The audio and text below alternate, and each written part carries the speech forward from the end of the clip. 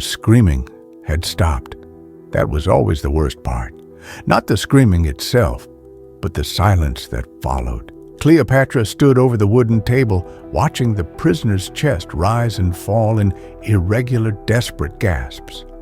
His eyes were wide open, pupils dilated to black pools, foam gathered at the corners of his mouth.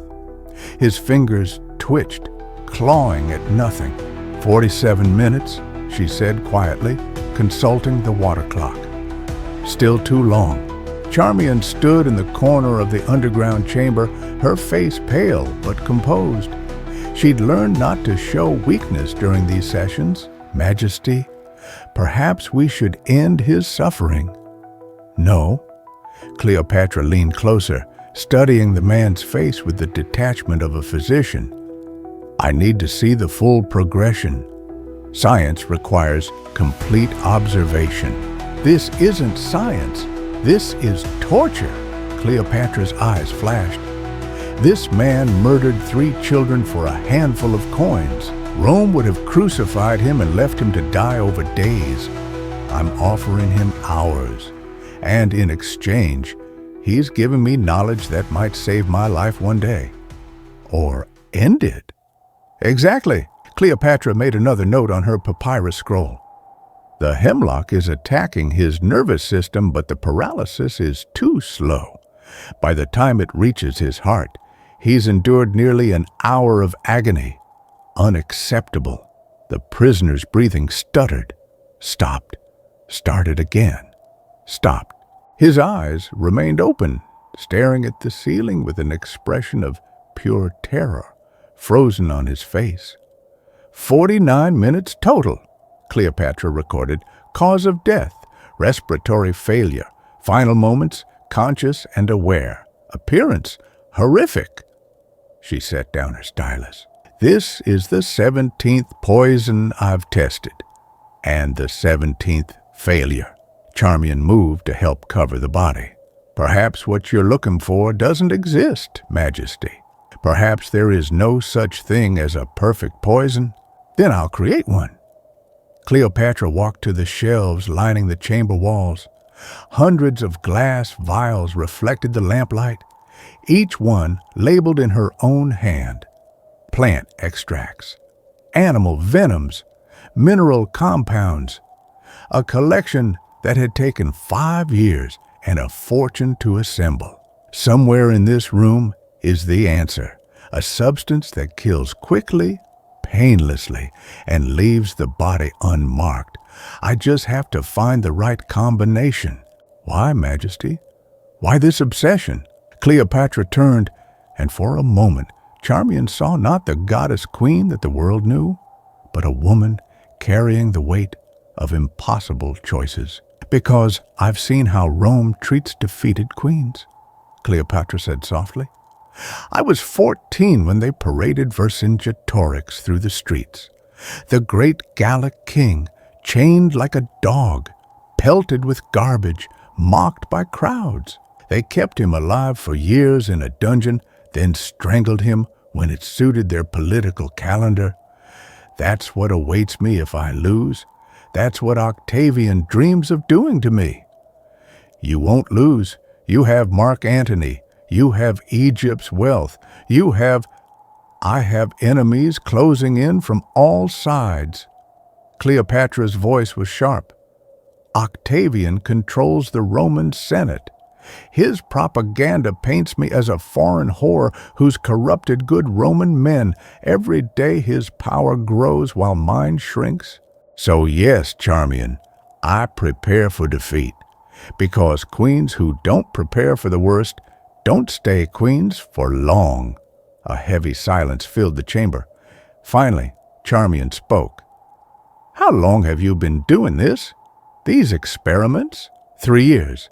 Since the Treaty of Brundisium fell apart. Since I realized that Rome would never accept a strong Egypt. Cleopatra moved along the shelves, touching various vials. At first, I tested on animals. Rats, dogs, birds. But animal physiology is different from human. The dosages don't translate. The effects vary, so I started using condemned prisoners. How many? Does it matter? To their families, perhaps. They were already dead men, murderers, rapists, traitors. I simply chose how they died and learned from it.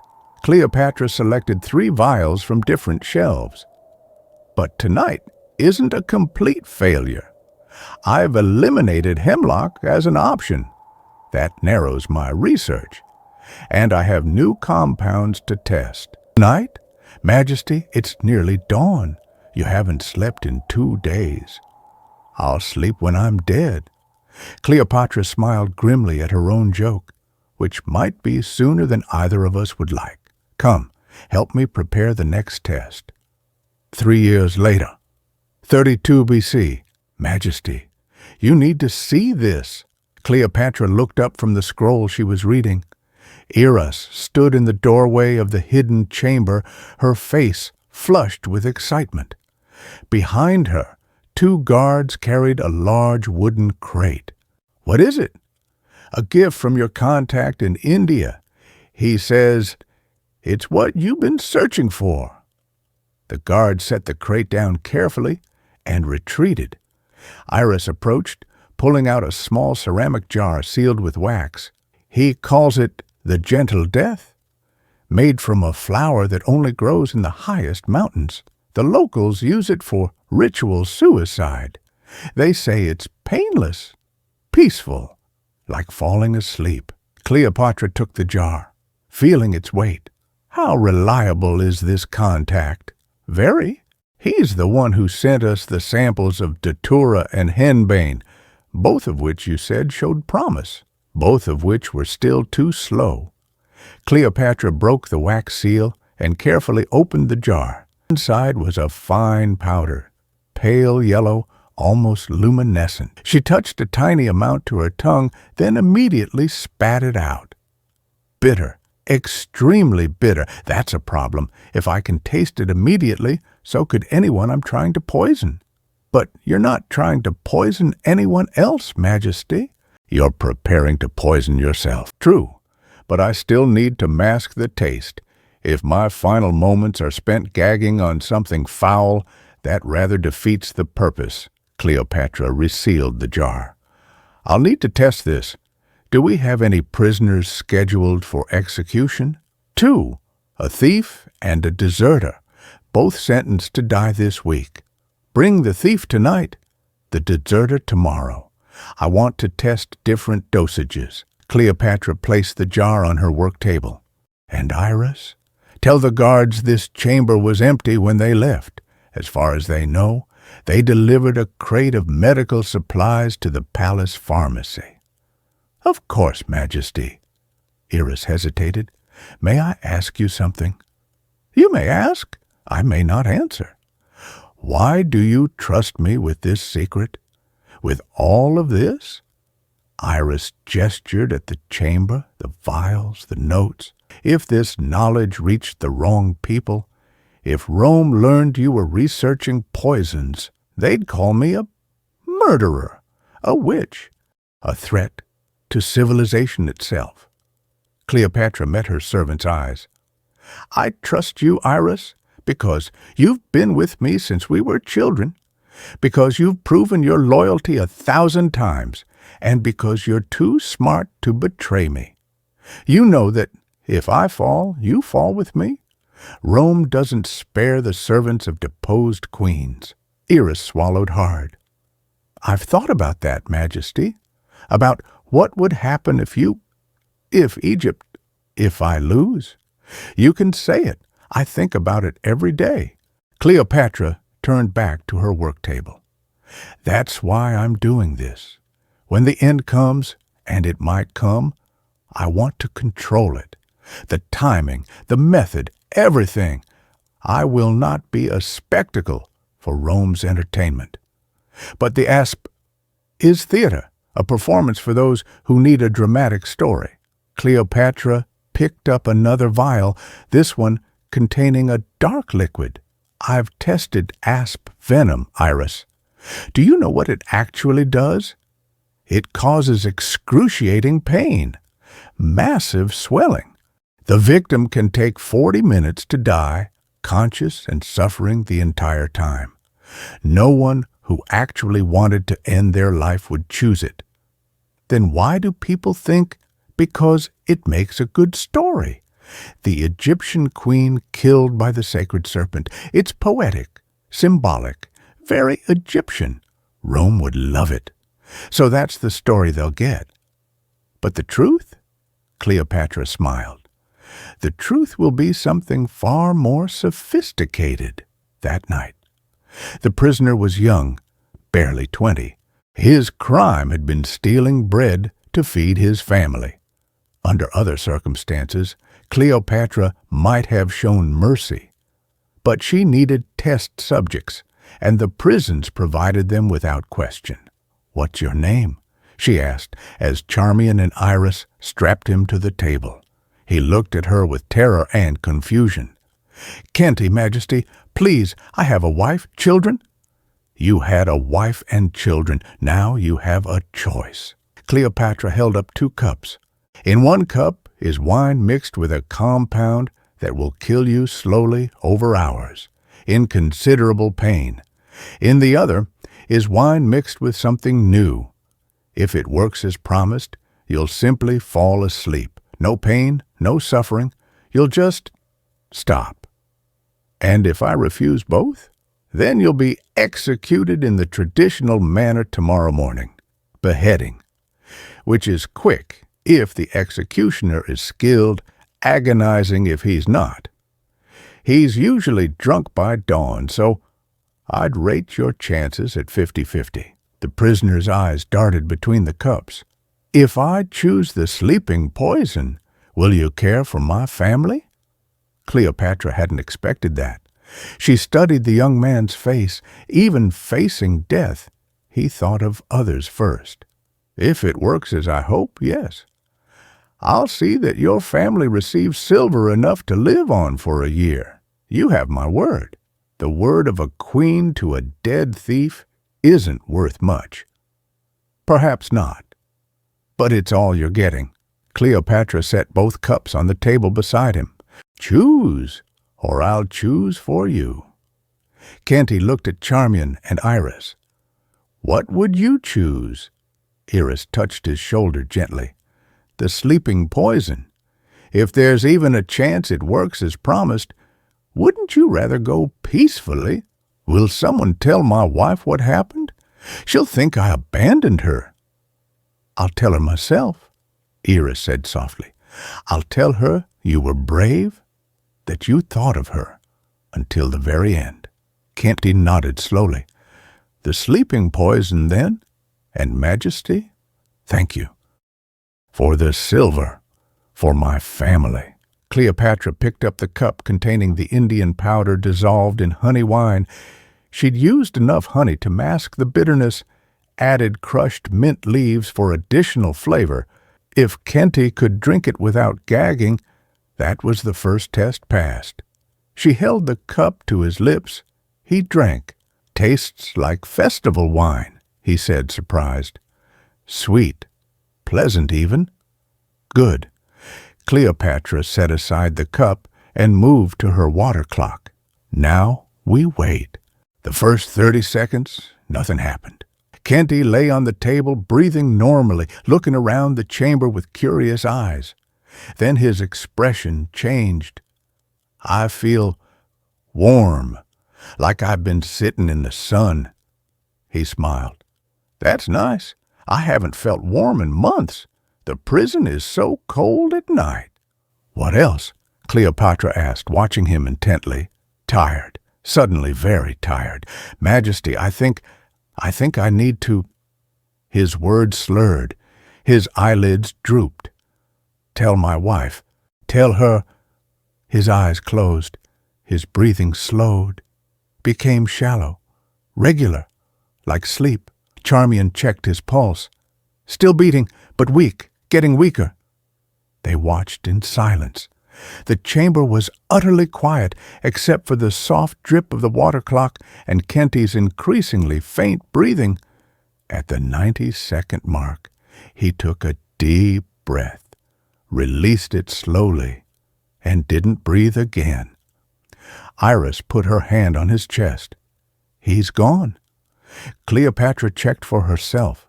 No pulse, no breath. But Kenty's face was peaceful, relaxed. No signs of distress, no foam at the mouth, no discoloration. He looked exactly like someone who'd fallen asleep and simply failed to wake up.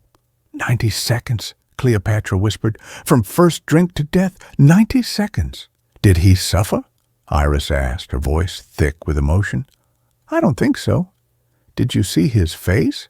He was smiling, talking about warmth and sunshine. Whatever this compound does to the brain, it creates pleasant sensations first, then sleep, then death.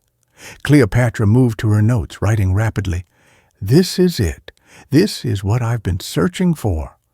You'll test it again, make certain? Tomorrow, different dosage. I need to find the perfect amount.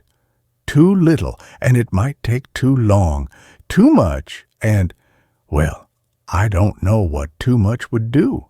But yes, I'll test it again and again until I'm absolutely certain. Charmian covered Kenty's body with a cloth. You said you'd provide for his family? I did, and I will.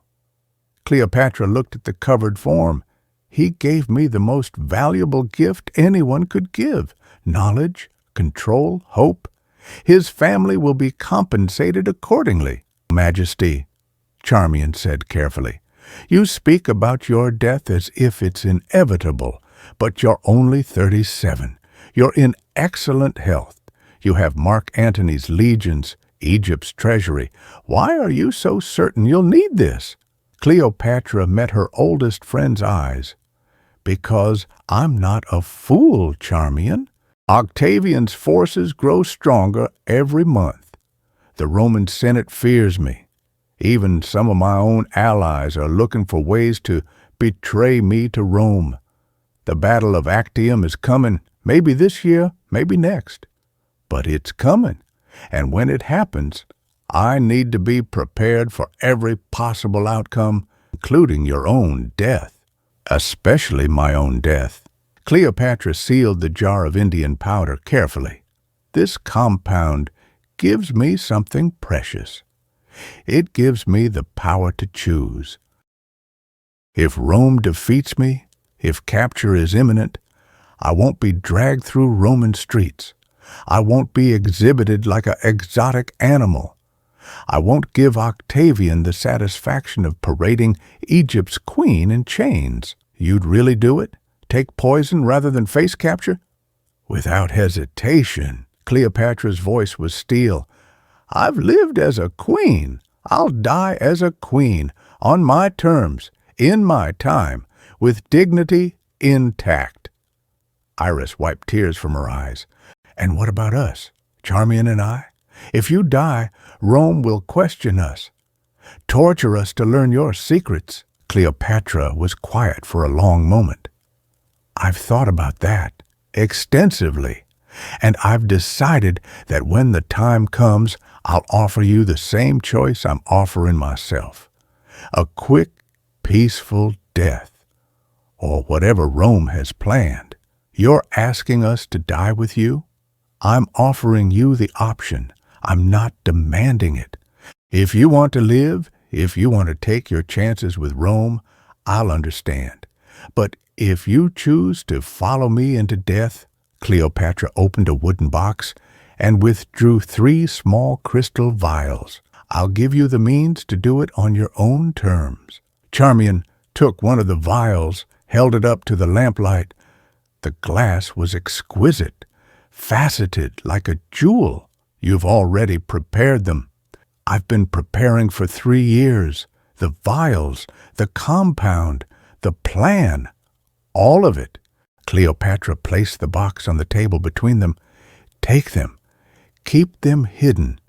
And pray you never need to use them. But if that day comes, know that you'll have a choice. Die in peace or die in Rome's dungeons. Iris picked up the second vial, her hands trembling.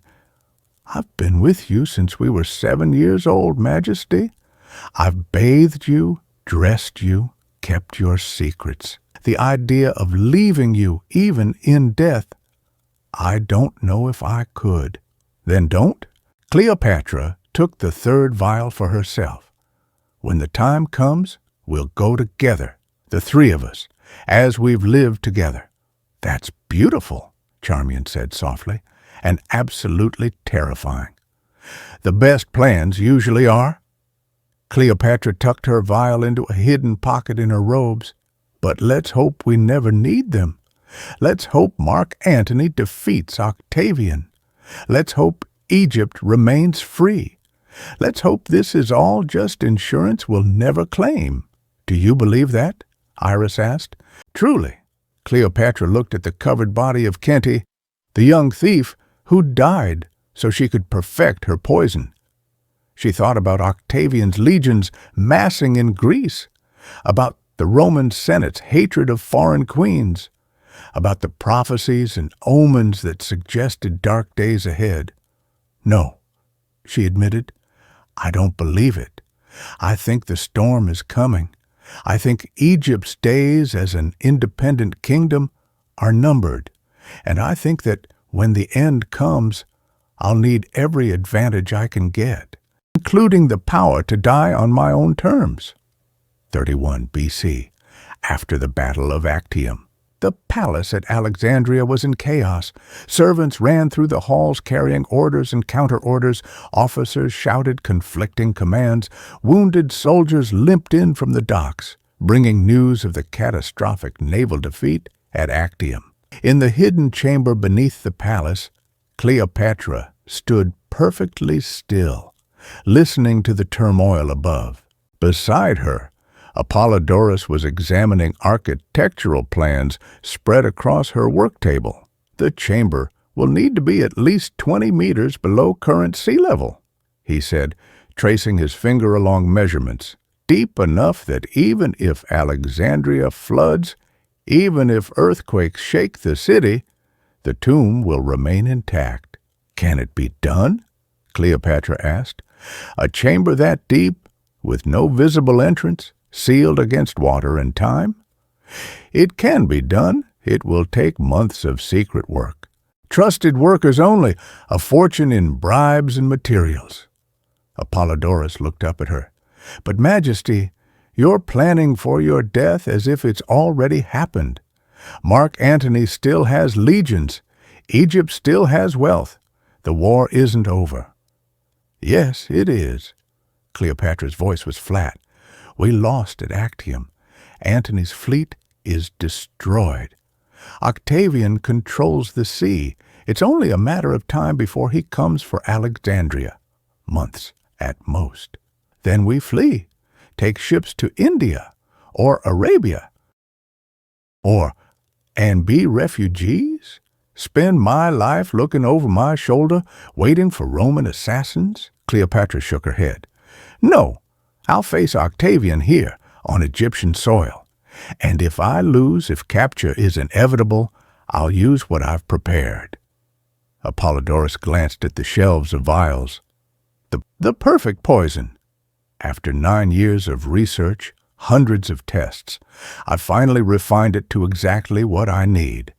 Fast, painless, leaves the body unmarked. Cleopatra picked up a small jar. This is my insurance policy, my guarantee that no matter what happens, I control my own fate. And the hidden tomb is where I'll rest, not in some tomb that Rome can loot and desecrate, not in a museum where they can put my body on display, but somewhere no one will ever find. Somewhere I can lie in peace forever. She turned to Apollodorus. You're the only one who can build this for me, the only architect I trust completely. I'll need to bring workers underground, dozens of them. Then choose carefully, men with families, men who value silver more than loyalty to Rome, men who can keep secrets. And after it's built, the workers will know the location. Cleopatra's silence was answer enough. Apollodorus closed his eyes. You're asking me to kill them. I'm asking you to protect a secret that must never be revealed. How you do that is your choice. There are other ways. We could collapse the tunnels, seal them from inside. Not good enough. As long as living people know the truth, Rome will eventually extract it, through torture, through bribery, through whatever means necessary.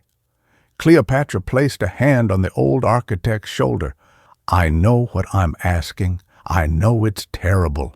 But Apollodorus, I need this. I need to know that when I die, Rome won't find me, won't violate my rest, won't turn my tomb into a trophy.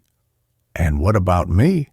After the workers are dealt with, I'll be the only one left who knows, which is why you'll be in the tomb with me. Cleopatra showed him one of the crystal vials. When the time comes, you'll drink the same poison I do. The four of us, you, me, Charmian, and Iris, will go together, and the secret dies with us.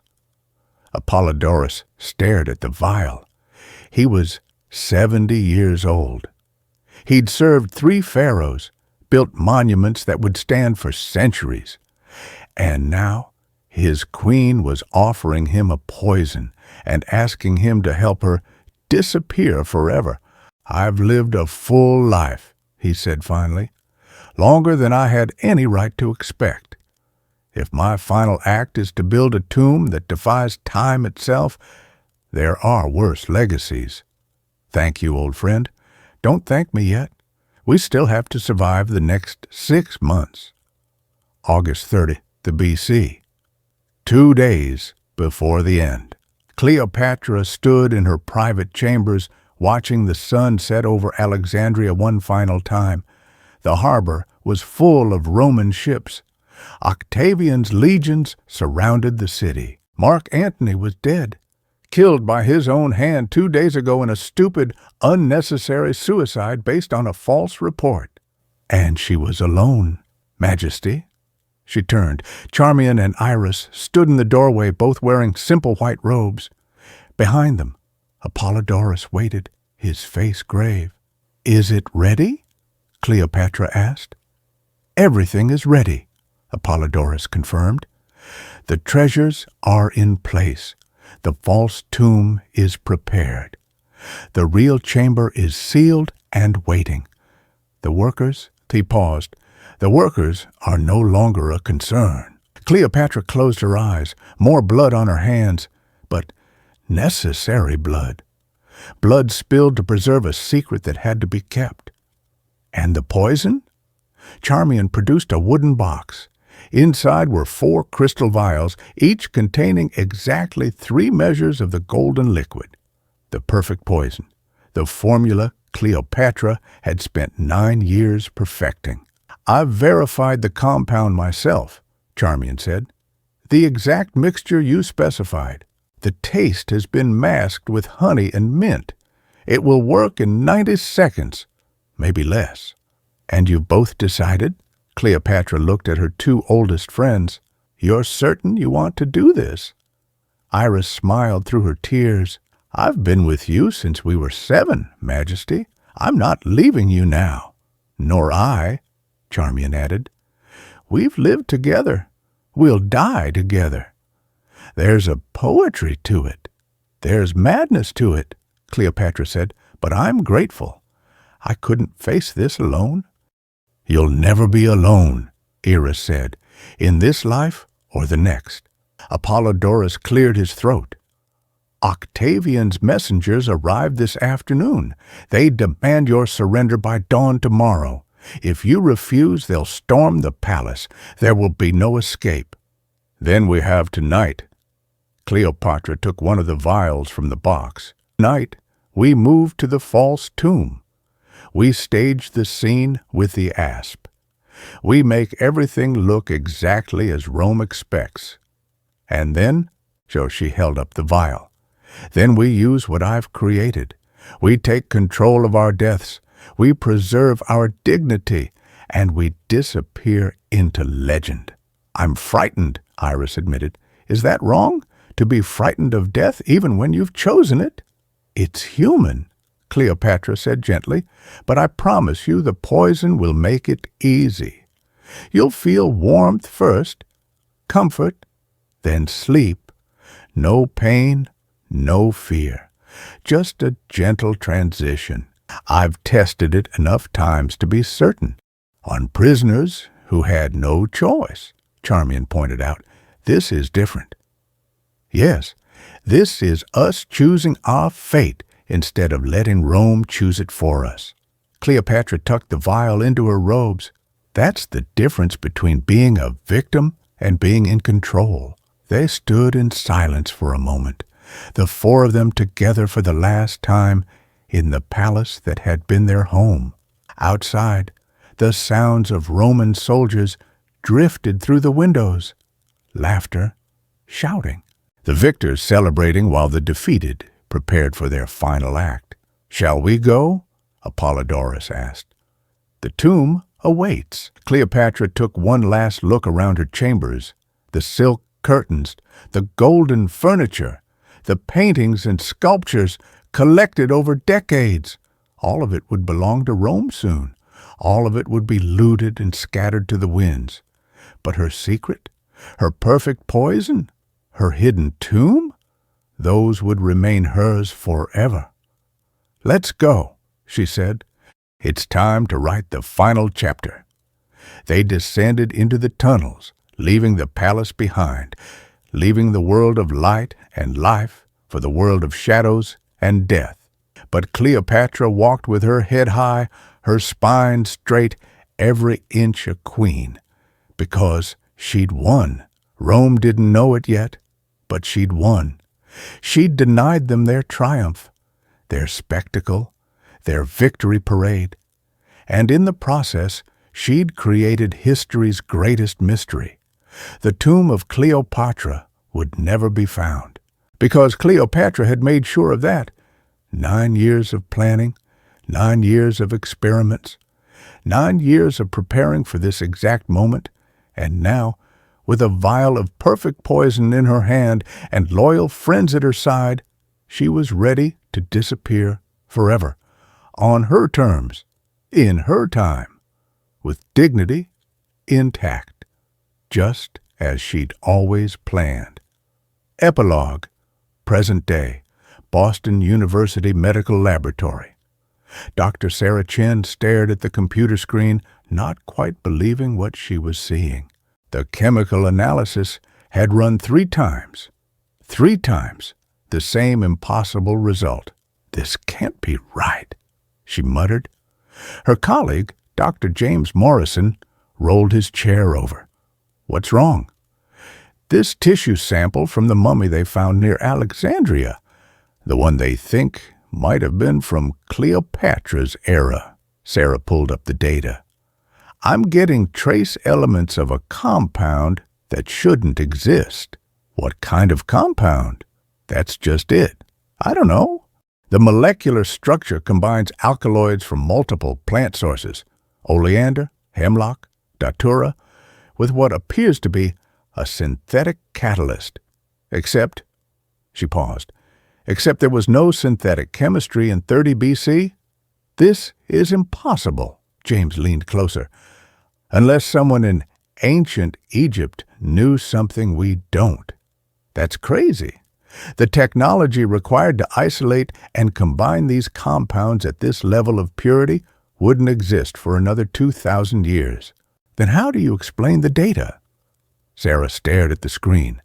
The compound was elegant, sophisticated, designed with a level of chemical understanding that rivaled modern pharmacology. And it had one clear purpose: to cause rapid, painless death. "Someone in ancient Egypt created a perfect poison," she said slowly. "Someone knew enough chemistry to combine multiple neurotoxins in a way that would cause almost instant death without visible symptoms. And that someone used it," James finished, "probably on themselves." They sat in silence, contemplating the implications. If this compound was real, if someone in Cleopatra's time had actually created it, then everything historians thought they knew about her death might be wrong. "We should publish," James said. "This is groundbreaking." Not yet. Sarah saved the data and encrypted the file. First, we need to understand what we're looking at. Because if this compound is what I think it is, if Cleopatra really did create a perfect poison, then she died on her own terms, not from an aspie, but from something far more sophisticated. Exactly. Sarah looked at the chemical formula on her screen. She poisoned herself with a compound she spent years perfecting, a compound so advanced it looks like something from a modern lab. Which means Cleopatra wasn't just a queen, she was a scientist, a researcher, someone who understood chemistry in a way that wouldn't be matched for millennia. And no one knew? No one suspected, Sarah smiled. She fooled everyone, Rome, history, us. For 2,000 years we believed the story about the aspie. But the truth is so much more impressive. James stood up. "I'll start writing the paper. This is going to change everything we know about ancient Egyptian science." After he left, Sarah remained at her computer studying the chemical formula. Somewhere out there, perhaps in a tomb yet to be discovered, was more evidence of Cleopatra's genius, more proof that she'd been far more than the seductress of Roman propaganda. She'd been a woman who'd taken control of her own destiny, who'd used knowledge as her weapon, who'd outsmarted an empire not with armies or gold but with chemistry, and she'd taken her secret to the grave. Sarah wondered what other secrets were waiting to be discovered. What other proof of Cleopatra's brilliance lay hidden beneath Alexandria's streets? Maybe someday they'd find her tomb. Maybe someday they'd uncover the full scope of her research. Or maybe, Sarah thought, Cleopatra would keep her secrets forever. Keep them as she'd kept the truth about her death, hidden, protected, a mystery that would outlive empires. Either way, Cleopatra had won. 2,000 years later, she was still surprising them, still teaching them, still proving that she was more than history had given her credit for. The last queen of Egypt, the woman who died on her own terms, the scientist who'd created the perfect poison, and the legend who would never truly die.